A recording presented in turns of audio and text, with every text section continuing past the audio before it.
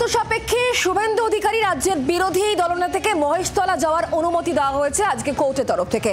রবীন্দ্রনগর থানা এলাকায় যাওয়ার অনুমতি দিয়েছে কলকাতা হাইকোর্ট। আগামী 3 দিনের মধ্যে কোনো একদিন যাওয়ার তাকে পারমিশন দেওয়া হয়েছে। বিরোধী দলনেতার সঙ্গে নিরাপত্তা রক্ষী যেতে পারবেন। পুলিশ সুপারকে 24 ঘন্টা আগে জানাতে হবে। কোনো উস্কানিমূলক বক্তব্য রাখা যাবে না, কোনো রকম মিছিল মিটিং করা যাবে না, স্পষ্ট বলে দেওয়া হয়েছে আদালতের তরফ থেকে। রবীন্দ্রনগরে যেখানে অশান্তি হয়েছিল সেই এলাকায় যাওয়ার যে অনুমতি, সেই অনুমতি কলকাতা হাইকোর্ট দিয়েছে।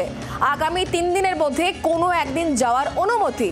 বিরোধী দলনেতার সঙ্গে নিরাপত্তা রক্ষী যেতে পারবেন এবং শুভেন্দু অধিকারী যেদিন যাবেন তার আগে 24 ঘন্টা আগে পুলিশ সুপারকে জানাতে হবে। এবং আদালত আরও বলে দিয়েছে কোনো রকম উস্কানিমূলক বক্তব্য রাখা যাবে না। আদালতের তরফ থেকে ঠিক কি কি বলা হয়েছে আজকে অনুমতি দেওয়ার পর আমাদেরকে এই বিষয়ে জানাবেন অনবাংশু নিয়োগী আমাদের সঙ্গে রয়েছেন প্রতিনিধি টেলিফোন লাইনে। অনবাংশু, শুভেন্দু অধিকারীকে পারমিশন দেওয়ার পাশাপাশি আদালত কি কি বলেছে, কি কি শর্ত? দেখো, একদমই শুভেন্দু অধিকারী তিনি কিন্তু পারমিশন পেয়েছে মহেশতলা যাওয়ার জন্য। তাকে বলা হয়েছে 3 দিন আগে, যেকোনো আগামী 3 দিনের মধ্যে যেকোনো একদিন যেতে পারবেন। তিনি যাওয়ার 24 ঘন্টা আগে পুলিশ সুপারকে ইনফর্ম করে দেবেন যে তিনি যাচ্ছেন।